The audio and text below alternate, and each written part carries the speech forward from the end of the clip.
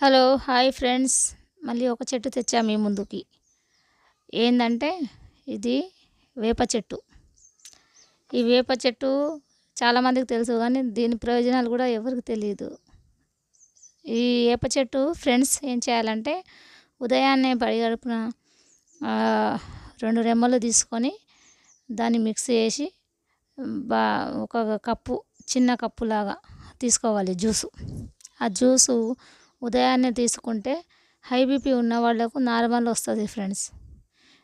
BP గోళీలు బాగా వాడతారు చూడండి, వాళ్ళకు కొంచెం బీపీ తగ్గుతుంది. అంటే అన్ని మాత్రలు వాడాలి అనుకుంటారు కదా, 2 సార్లు 3 సార్లు వేసుకుంటారు కదా, అన్ని సార్లు వేసుకోకుండా ఇది ఒక కప్పు తాగారనుకోండి, చిన్న కప్పు టీలాగా తాగితే బీపీ కంట్రోల్కి వస్తుంది.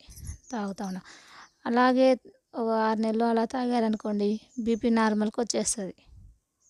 ఇలాంటివి తెస్తూనే ఉంటాను, చూస్తుండండి ఫ్రెండ్ మీరు. మన ఇంటి ముందే ఉంటాయి కానీ మనకు చాలా తెలీదు. ఇలా తెలుసుకుంటే మనకు ప్రయోజనాలు బాగుంటాయి. ఈ ఇంగ్లీష్ మందులు వాడకుండా మనం ఆయుర్వేదిక్‌లో వాడచ్చు. ఈ వేప చెట్టు జ్యూసు తీసుకుంటే